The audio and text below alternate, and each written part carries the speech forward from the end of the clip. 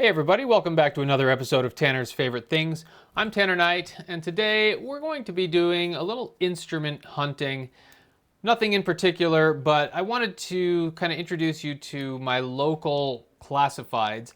And I know that a lot of cities rely on Craigslist, and a lot of cities just don't really have a great classified that they can dive into. But I happen to live in the Salt Lake City metropolis, and it's actually serviced by quite a few musicians. And this classified that we're going to take a look at today is one of my primary resources for picking up new gear and trading and swapping and things like that. So I understand if you don't live in Utah, this may seem like, well, why do I care about this? Well, I'm not going to go out and just offer up this service wholesale for free, but I will say that if you can reach out to me via the comments about something that you see in this video and you want to purchase it, then I will reach out on behalf and potentially broker a deal. And I'm going to be very selective if that ends up being the case, but I do want to expand this marketplace and the reach of this marketplace. So I guess that's really the goal of this video. But we're going to ultimately just look at some fun instruments and understand what's available on the open market right now. So this is KSL.com classifieds, or classifieds.ksl. KSL is the local kind of news station here in Salt Lake, and they have this classified that's just part of their website. And it's really great. You can browse by category. They have lots of different categories. I typically go to musical instruments and then just view all musical instruments personally, but you can see that you can really break it down by all kinds of other subcategories, and it's a really powerful search engine as well as a way to list used instruments. So I've kind of handpicked a few from just the last 24 hours. I just went through the last 24 hours of listings and found a couple that I'd like to take a look at. And I don't know what I'll think about all of these, but I do think that we'll have some sort of opinion or maybe something to add. Again, I handpicked these out of the hundreds that get listed every day, but this first one is a Celestion T5953 Creamback 12-inch Alnico Cream guitar speaker, vintage tones, 90 watt, 8 ohm. So this is kind of a crappy listing, and I shouldn't have started with this one, but hey, here we are. This is an Amazon listing that they screenshot, and they said, here's what I got, and you can get all of this information. So this one might be a fake. You have to be judicious about how you respond to classifieds in any way, shape, or form. But I just saw Creamback. I love the Celestion Creamback speaker platform. I've never tried the Alnico version, which is different from the ceramic, the regular style of Creamback speaker. Those ceramic magnet Creambacks are by far my favorite speakers to this date. And I've heard the Alnico ones are just a little sweeter, not quite as boomy maybe, but just a little nicer on the top and low end. But you get some specifications here. Nothing else to see. Sorry guys, $160. I think that's probably an okay price, but I don't trust this listing at all. All right, what do we got next? Fender Dimension 4 bass in Sandy, so 450 bucks. The Fender Dimension bass is one you don't see very often. It's a one pickup. I don't know if they have a two pickup variant, but this one has a single pickup here that has these kind of slug coils in here. And Fender Dimension, this is a Mexico bass. And the way that I could tell just kind of off the top of my head is this plastic ring here in the truss rod adjustment. That's typical of the Fender Mexico products. This is a 5-string bass, really nice bass, I would imagine. I've never had the ability to pick one of these up. It does come with a nice case. It's probably a P-bass case, so it's not the most perfect fit, but it looks like it fits lengthwise and widthwise. So that's kind of cool. This is the Fender Dimension bass. Let's see what they say about it. Great 5-string, made in Mexico. That does confirm. Case not included. Oh, that's a bummer. Happy to provide more photos or answer any questions. Thanks for looking. So I guess she doesn't come with the case, but still a nice bass and probably an okay price. We're not going to do any price comparison here. I'll leave that up to you if you really want to take a look, but 450 locally. And keep in mind, if I do need to ship it to you, then I would need to add that. So anyway, let's move on. All right, G&L. This is Leo's last company, Leo Fender, that is. Leo started the Fender company, of course, and then he started Music Man after that, which was kind of incorporated into the Ernie Ball Music Man world, and he exited in the late 70s, and then this was his last company, G&L, which stands for George and Leo. I believe it's George Fullerton is the G. So this is a really cool guitar, and a Telecaster style. They call it the ASAT when it's the G&L variety, but this is a humbucker style guitar with a big old chunky bridge. I have a G&L Fallout that has a very similar bridge, so that's cool and nice to see. And these humbuckers look very nice and proprietary and sleek. Let's take a look at the headstock. 25th anniversary, 1980 to 2003. So there you go. He exited the Music Man company in I think 78 and had a year for non-compete and started in 1980. Guitars by Leo. Nice. Looks like a mahogany, but we haven't talked about the wood, but maybe mahogany, could be a lacquer as well to make it look darker like a mahogany, but we do have a rosewood fretboard, dot inlays, no plate on the telly face to hide a route, so it's got to be back routed. Here's our big old bridge, individual saddles, and a bolt-on. 24 of 250. Cool. This looks like a rosewood neck, maybe. I wish I had a better picture of this neck here, but it's 24 of 250, so kind of unique and collectible for $1,200. I'd say that's a very reasonable price. You could probably tuck them down a little from there even. And if it comes with a case, then that's certainly a reasonable price for a semi-collectible guitar. Okay, so this is a Bad Cat Lynx, and let's take a look at the pictures. We only have two: input, volume, tone, gain, edge, bass, mid boost, treble, presence, master. And here's the back, a very basic tube amp with the amp on top.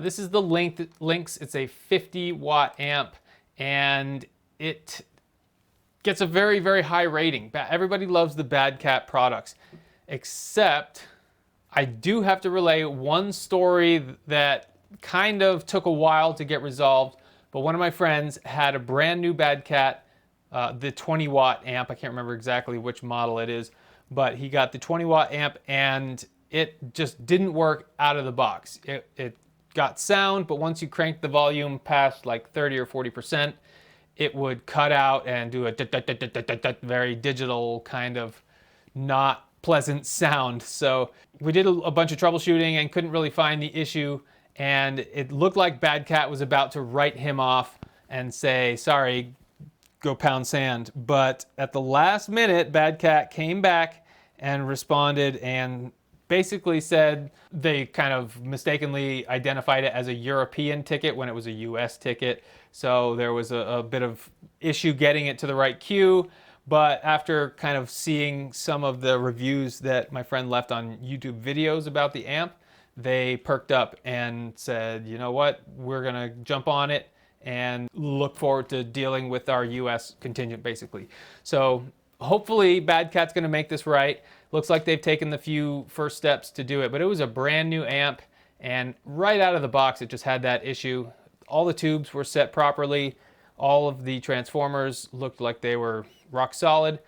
No issues to be found visually. But I'll bet this is a pretty badass amp, and I don't want to talk smack about it. Just that one instance should be reported on. Okay, so 25 bucks for a Yamaha GA15-2 amplifier.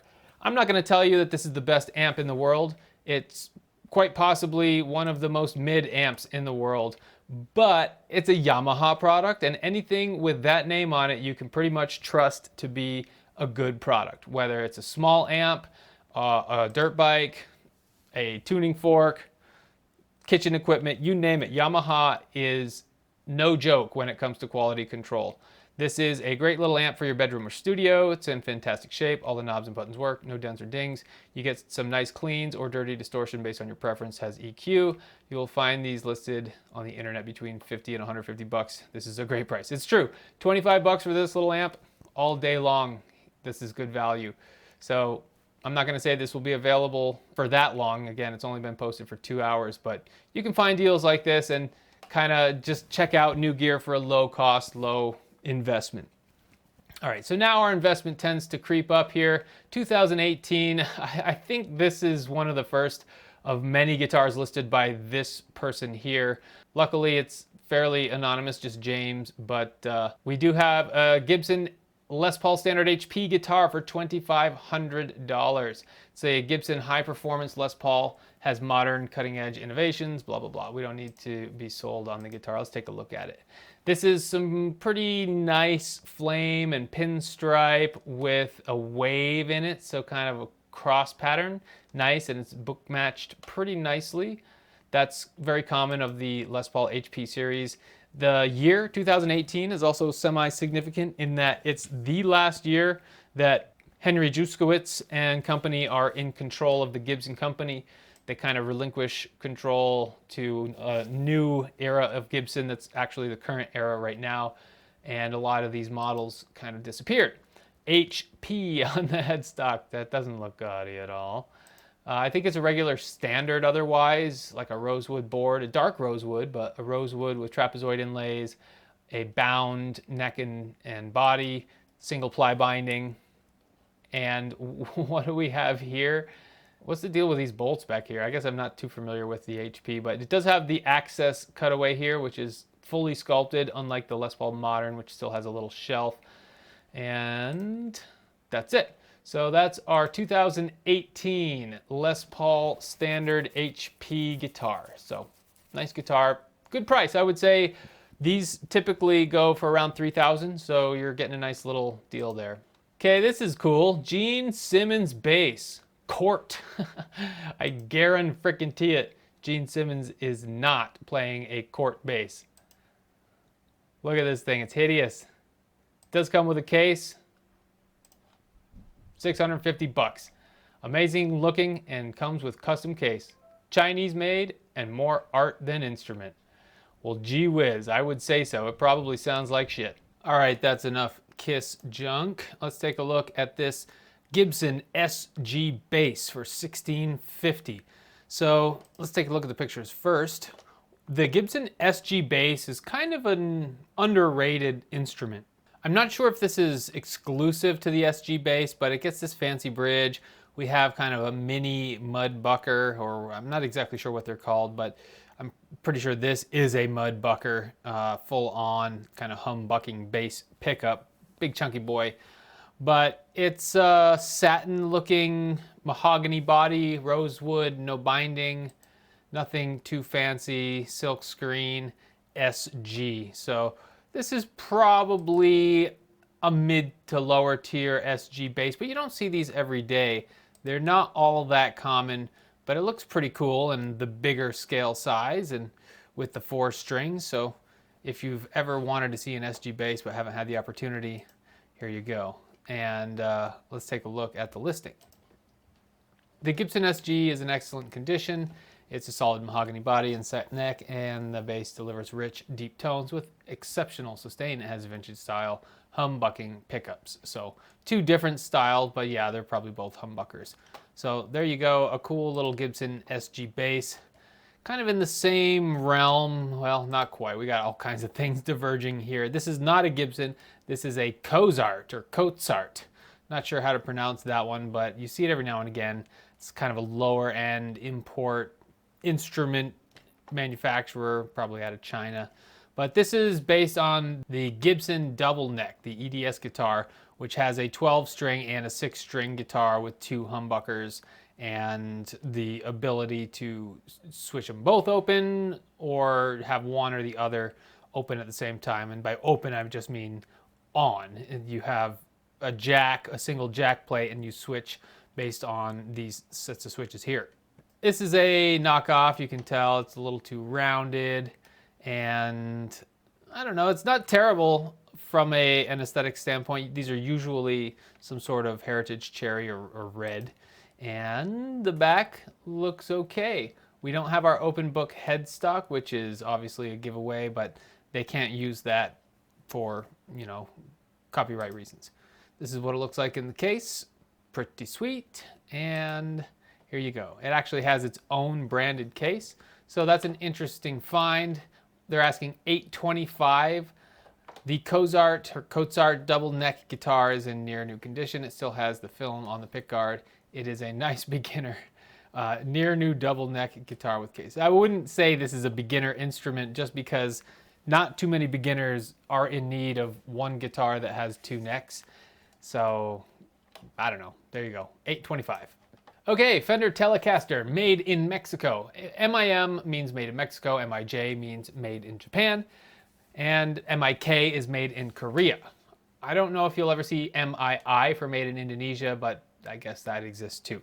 So, but MIM, made in Mexico, this is the next tier after the Fender USA products. So in price and I guess craftsmanship, quote unquote, the Fender Mexico and Fender Japan are actually pretty equally tiered, but this is a Fender Mexico product. Let's take a look. Got the Paisley pickguard, standard Tele pickups, and well, it's not a standard Tele bridge because this has the thicker kind of the deluxe style of bridge. The standard Tele bridge is much thinner and I think weaker than this one. It's also often a string through design with the Tele, but we also have two knobs and a three-way switch. Pretty standard there, maple neck. Here's the headstock. Looks like the string tree is encroaching on the Fender logo, but you know, that's something that happens. Cool wood grain in the back of the headstock here. And you can see our skunk stripe, our color on the back, and here's the neck pocket. Looks good. A little close-up of the neck as well.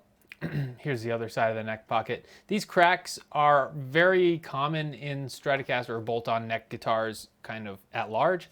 So something to keep an eye on. It doesn't mean that it's going to break there. It's probably just the finish cracking through, but it's something that, you know, look for on used Stratocasters and other bolt-on neck guitars.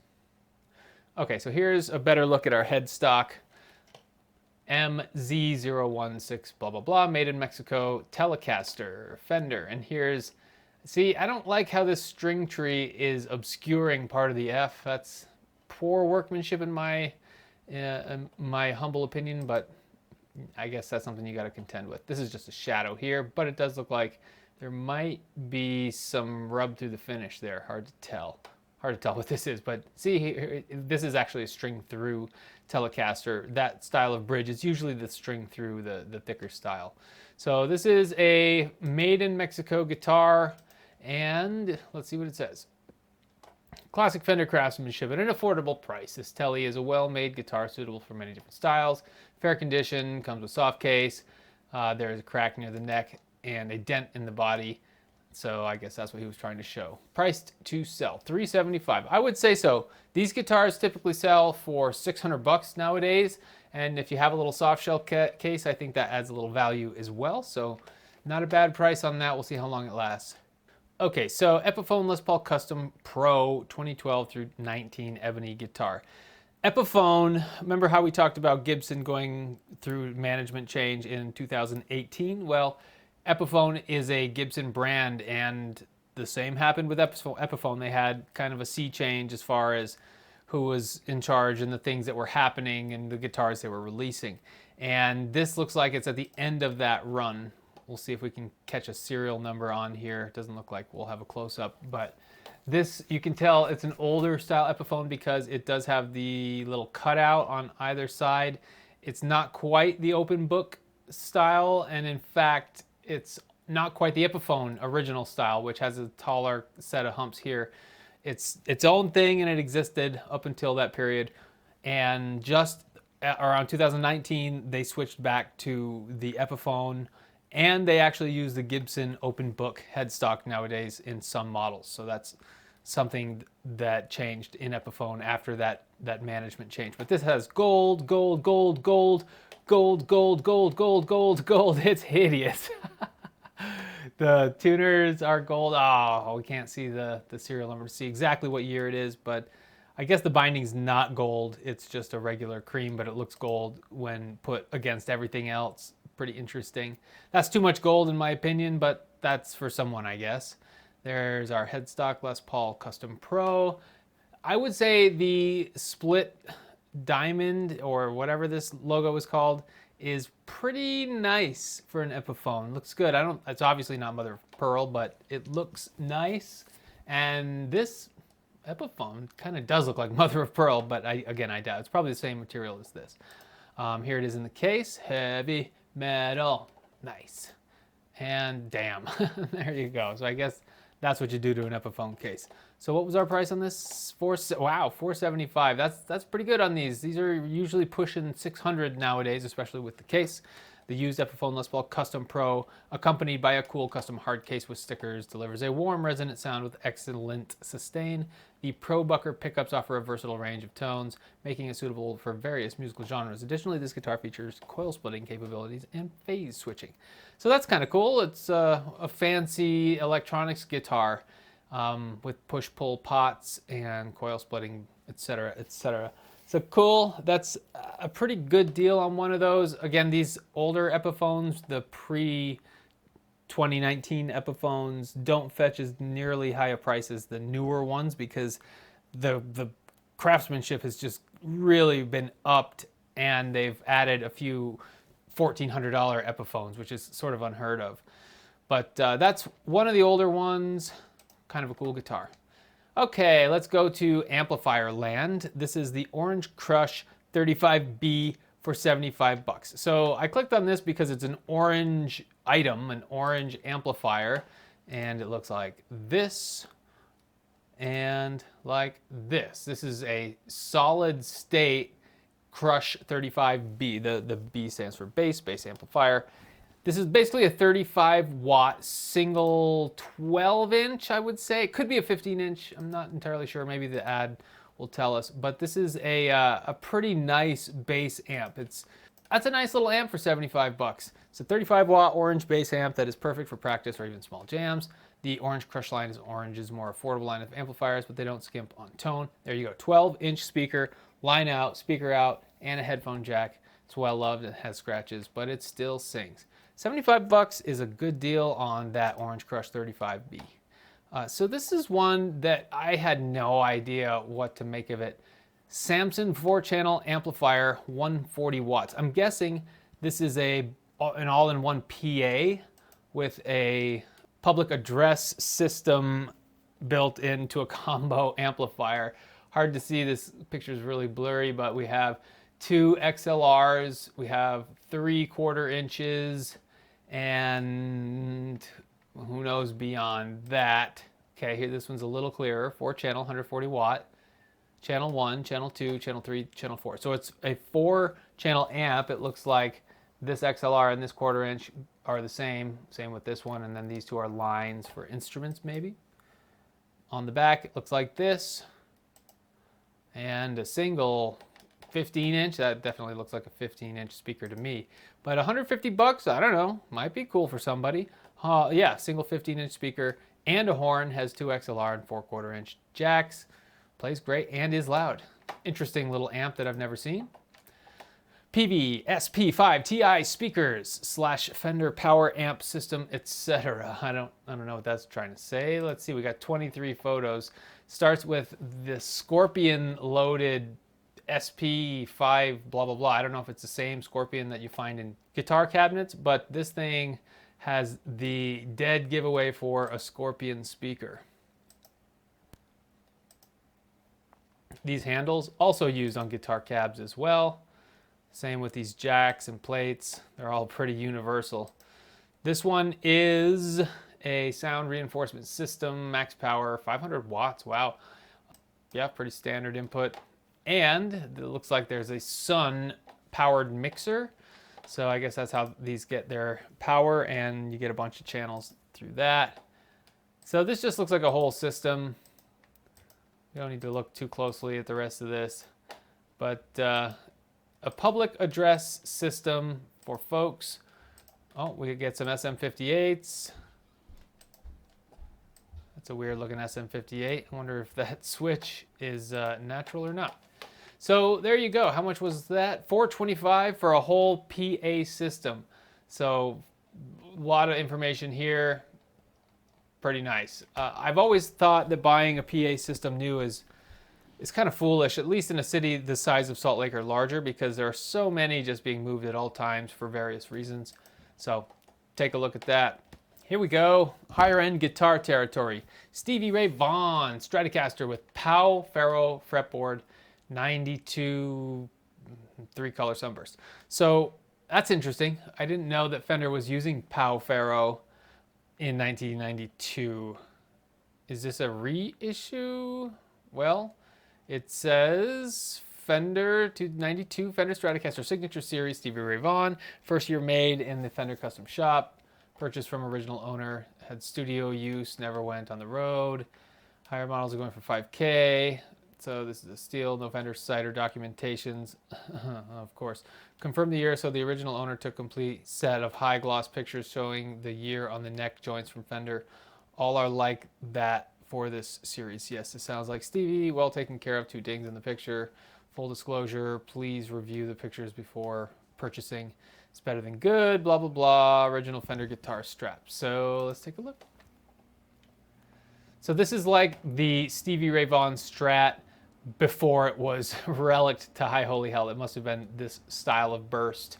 And hopefully from play, this one will get there too.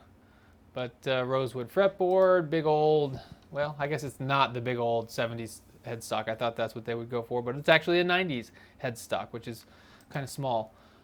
We have the burst on the back. Neck looking pretty blah. No figuring or coolness in that whatsoever. And here you go, a shitty picture that says SE, I don't know, 914842. I'd say that's probably 91. There you go, SE. But hey, I don't know. These Fender Custom Shop serial numbers are not, I don't really know what the code is. You can kind of tell that this is not a rosewood fretboard from the side. The Pau Ferro tends to be a little lighter, but it's really nice looking wood. It's chocolatey, it's brown. There's your ding. Another ding. Stevie Ray Vaughan. Case candy. Wow, it does have a lot of pictures. But is it worth over 2K? I don't know, friends. You tell me. All right, I saw this and I was like, what the hell is that? Tama CA45EN drum cymbal holder with 24 boom arm. Let's just take a look at these pictures. Okay, there's that. This is a cast metal weight basically at the end of this boom arm. Boom, there it is. It's just chilling. And it's right here into this angled hinged elbow, which I believe is a Tama patent. So this is just a boom arm that's weighted. How much are they asking for it? $40. I might pick that up just cause. It's pretty cool. The cymbal holder has a pipe diameter of 19.1 millimeters. Use the Tama cymbal holder to connect the stand using either this or that, clamps, power, blah, blah, blah. So kind of a cool piece. This is also from that same seller, Tama MC61 fast clamp multi-clamp. This is just a clamp to get probably that size diameter of piping into your kit. Looks like a nice piece of gear though. Vintage, $20. You know, yeah, it looks like the 19.1 millimeter. So if you want both of them together, that looks like it's for sale. Okay, so Tama Tom. Let's take a look. This is obviously a concert tom. We don't have any holes or lugs on the bottom. We just have an open bottom. And it says Tama made in Japan is what it looks like it says. Is this an Imperial Star? Yeah, probably. It looks Zola coated. It's either a Swing Star or an Imperial Star Tama concert tom. Let's see what they say. Tama Tom in great condition with great sound. There you go. Has the original holder and everything, so that's kind of cool. $25. All right, here's a PV Classic 50 2x12 combo.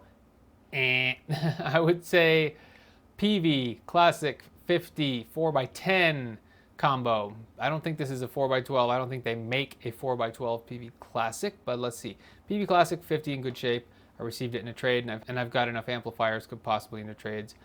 West Jordan, let's take a look. Ah, one picture, that's it. Yeah, this is definitely the old 4x10 configuration, which is the more desirable configuration of the PV Classic 50. So 450, that's not terrible for this amp. Obviously, this used to go for 150 bucks all day long and about 5 years ago, so that stings a bit, but PV Classic 50, 4x10. Okay, here's another more high-end Ibanez, a Gem 7V WH Steve Vai signature with rosewood fretboard. So this is Steve Vai's signature guitar, the Gem, and he just came out with a new one a couple years ago called the Pia, but this is the original, made in the Fujigen Gaki Japan factory in 2006. So you know it's a good one. That's a great year and factory for Ibanez. Plays great, looks great, a couple paint chips. You'll find some of these made in Korea also. I think that's a different model number, but oh, look, scalloped, fancy. I wonder if they did that from the factory or if someone Malmsteened this thing. This is just a shred machine. Couple dings, it's definitely been played, but these I've seen go for 2,500 bucks, so I'd say that's probably a good price. Wonder if it has the original case, but the gems from Japan are going up in price for sure. All right, here's just a regular old Tele standard in the Sunburst with the red tortoiseshell pickguard. This is like the most common Tele in the world, but it's also just so classic and sexy that you can't fault anyone for having. Whoa, what do we have here? Active pickups. This is not your standard Tele. We have a 12-volt preamp in this thing, so these are active, probably Fender pickups. We'll see here. It says Fender Telecaster. Looks like a wooden insert in the truss rod, so I'm inclined to believe this is a US Tele. No, 500, definitely not. It's got to be a Mexican Tele, but works great, sounds great. Has a few dents and scratches, but it's still pretty good. Just put new strings on it. Comes with soft case. So yeah, this has to be either a made in China or a made in Mexico Telecaster. We'd have to see the back of the headstock, but looks like it's a pretty dope guitar for 500 bones. Are you looking to re-pick up your Strat? We got some single coils from an American Fender Strat, 2,700 bucks. Looks like these are the actual Fenders, and they replaced them with Seymour Duncans, so with some Ewing Malmsteen Furies. Cool. Everything you would expect from a single coil. They're just like the standard pickup. Let's see. Not much by way of pickups, but for 100 bucks, can't go wrong. I'd say retail, they're probably close to 200. I don't know. I've never priced Fender pickups OEM, but that's probably a pretty good deal. I clicked on this because it's semi-misleading. LTD. That's a pretty well-known guitar brand unto itself. So just the 3 letters LTD puts your mind in a certain place. You're thinking ESP LTD. We're looking at the ESP line of guitars that come out of Indonesia or China or Korea or wherever. But no, this is an American, a limited is what they're saying, Fender American Stratocaster Custom HHR, which I don't, HHR Rose, I don't know what that means. But this is a red, it looks like a Mark Knopfler style, but it has a dark neck. And it's scalloped, this thing. I don't know, this looks like a rosewood neck. Fender USA, there's your serial number, but we have scalloped super deep. Oof, this is for a shredder for sure. Not for me. Basically ruined this neck. It does look like a US neck because it does have a walnut little spot right there. American Stratocaster limited run, custom neck scalloped, DiMarzio HS2, HS2, HS3, so that's what they're saying. Great for your Wingy fans, case included. I don't know what all this Malmsteen stuff is today, but it's a solid rosewood neck. Fretboard is one of a kind, no longer being made. Looks like they got a YouTube video, so that's kind of cool. 2,300 bucks, no way. But thanks anyway. This is a cool one, Mesa Boogie. This is a Mesa 5050. And I'm pretty sure this is just a pre-amplifier, but let's just take a look at the front of this thing. On, off, power on, standby. Can't see what that says. Volume presence looks like. Oh, here we go. So we have low power, high power. That's cool. You switch right on the front, and there you go. Volume A, volume B, presence A, presence B. Looks like it's got a little scuff there, some crap. And then on the back, we have some inputs, A and B. And then we have some speakers, either 8 ohm, AB, or 4 ohm. Got some rack tabs. So they're not in a rush to sell. It's currently sitting unused, so I figured I'd see if anyone was interested. 50 watts, switchable to 15. That must be the high and low power. Stereo 6L6 power amp. So it's a power amp, not a preamp, but in good condition considering it's, 30 years old. Transformer dates to 92 and was retubed with 2 matched pair of Mesa STR 440 6L6s and some Sovtecs. So yeah, that's a cool little Mesa unit for $750. Rack gear is kind of in the past, not very many people covet it, but it still is really great gear, and if you can incorporate it, go for it.